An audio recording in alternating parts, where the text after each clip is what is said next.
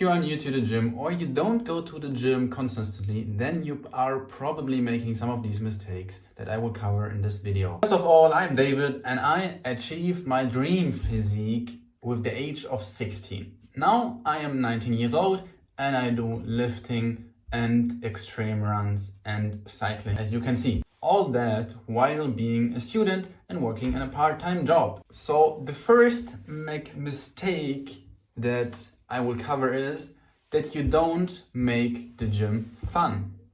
So of course it is hard to make the gym fun, but that should be your goal. Because if you think, okay, I'm just in this tunnel and guys, discipline, and I don't need motivation, I don't need to have fun in the gym, it won't last very long. So you kind of need the fun. You need to stand up and be motivated to go to the gym. Of course, like for example, twice a week, you won't be motivated because you're tired or you have a lot to do and it's already late, and then you need discipline.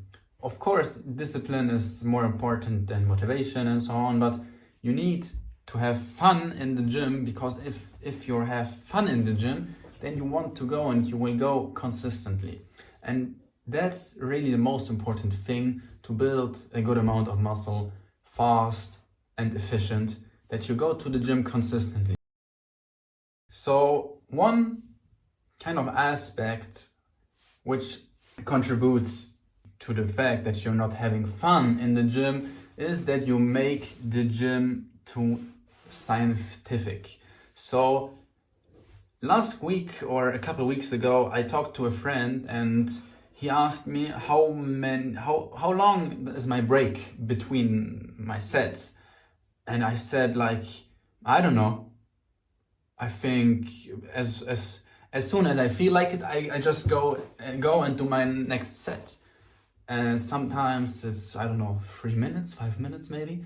But on the other hand, sometimes it's less than a minute or less than 30 seconds if I want to. And so I think it's really important that you don't take it too scientific. Of course, it's good to get knowledge about the gym and to learn new things that you can implement into your training, into your diet. So it's really important to get knowledge, but don't make it too scientific. Like I said, the focus should be on making the gym fun and go consistently. And of course, consistency is not all. So one thing you also definitely need in your training is that you go to failure. So that you train hard. For me, it was very easy because I went to the gym because of a relationship, and I really had a lot of energy from the breakup, that I really wanted to train hard, and so that wasn't the problem for me. But you need to train very hard and to go to failure, because then you will get muscle growth a lot. And so I know that it's hard to go to failure and it hurts and you don't want to, maybe. That's why I would advise you to make only 2 sets per exercise. I did this. So just as I started, I did 3 or 4 sets per exercise, but really soon I cut it down to only 2 sets per exercise, because I didn't want to spend so much time anymore in the gym. And so because I spent less time in the gym, it was easier for me to go to the gym, and so I would be more consistent. And that's a huge benefit, because I said before, consistency is key. So I would advise you to do just 2 sets per exercise, but on the 2 sets, you go really hard. And for me, my experience, I would say it's a huge difference if you just do 2 sets per exercise compared to 4 sets per exercise. So it's a huge difference because you're way faster. Like, I don't stay in the gym much longer than 1 hour. 1 hour is really my maximum because I want to do a lot of things throughout my day. So it's not that big of a deal to go to the gym. But if you go to the gym and then you meet a friend and you talk a lot and you're doing 4 sets per exercise, you could easily spend about 3 hours per day just in the gym. And I think if you just started going to the gym, or if you had a break and you want to be more consistent now with training, you need to cut your time at the gym. But like I said, it's important to spend less time in the gym more often. And that leads me to the next point. I would advise you to train alone. Because if you don't train alone and you have a gym bro or a gym partner, which you meet every day and you train with him, then you are dependent on him. And also, like I said, it takes a lot of time. And if you can't do things alone, I'm sorry, you have to learn that. Because it's very important in life to do things alone. The majority of times you won't find a gym partner in life. In all aspects of life. For example, if you need to do your homework, you can say, oh, Nicholas, can you come over and let's do our homework together? You have to do them alone. And it's the same with the gym. It's perfect to train alone because then you spend less time there, you don't talk so much during the sets, and you also learn how to do things alone for your life. Let's say I want to go cycling and I didn't learn on how to cycle alone or how to go to the gym alone. Then I will ask my friend, hey, you want to go cycling? No, on Saturday. He says no, and I won't go on Saturday to cycle.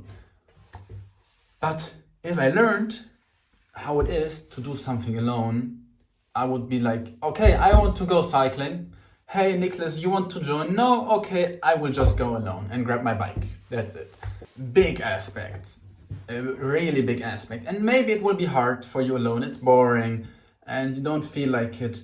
But really think about it and try to implement this into your life. It will make a huge difference for you. I already did mention diet before, and I think it's really something that goes under the table too much these days. Because if you want to build muscle, or you want to lose fat, or you want both, then diet is the most important thing. First of all, there is nothing more important than diet. Muscle equals protein, or not equals protein, but muscle comes from protein. If you don't eat any protein, you won't make any muscles. And the same goes for fat loss. If you eat too much and still go to the gym every day, you won't lose any weight. That's for certain. So diet is really the most important. But I think there are two different kind of people. One person who understood that diet is the most important, so he looks up how many proteins should I eat.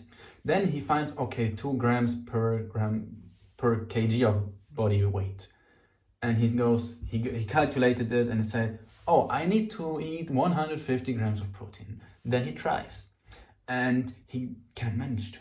It's very hard. Maybe he managed for a couple of days to get his protein in, the 150 grams, for example, if his weight is 75 kg, and then he's sad and he can't manage to, and then he don't give a shit anymore because he thinks it's not manageable. What I would advise you is to do very slow steps with your diet, because your diet is a huge part of yourself. And maybe you remember a sentence from school like, you are what you eat. And it's really true and so diet is a huge part of you as a human being. It gives you energy, You can build muscle with it. You can lose fat if you adopt a certain diet. So, like I said, do little steps. For example, when I started going to the gym, I almost changed nothing with my diet.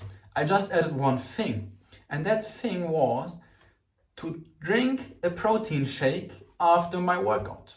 So I have just 30 grams of protein more than before I went to the gym, and it already made a huge difference because I did it consistently every day after training.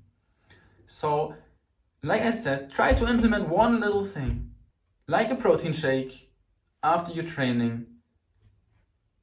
And after you have this in your routine, you can think about breakfast. You can think about a pre-workout, a post-workout, and so on.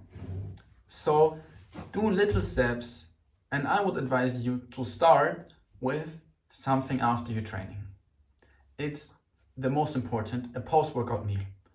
I eat a mozzarella. I don't know if I spell it correctly, but I eat a mozzarella every day after training since a couple of years, a couple of months, I don't know. So I have 26 grams of protein, a few calories, but I don't need to buy protein shakes, and I just love it. The last thing I will cover is if you can get a personal trainer.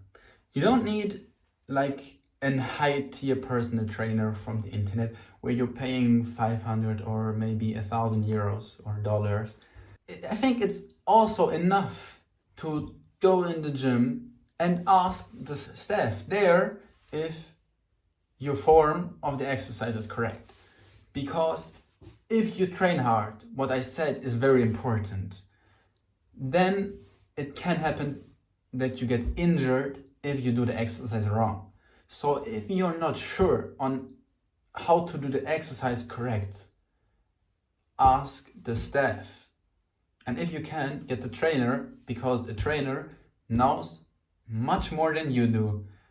And so it will help you a lot. If you can, get a trainer, just ask them a few things. If you can't, just ask the staff a few things if you can't afford a trainer. So I will just put it in a nutshell for you and talk very short about each point. So try to make the gym fun. Then don't make the gym too scientific.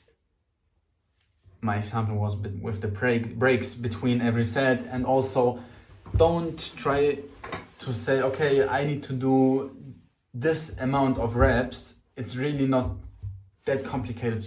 Just train hard. That's really, really important. Then, like I said, don't go to the gym that long, and to achieve that, do less, more. You will make much more progress with that. And don't train with a gym bro. It will take too much time.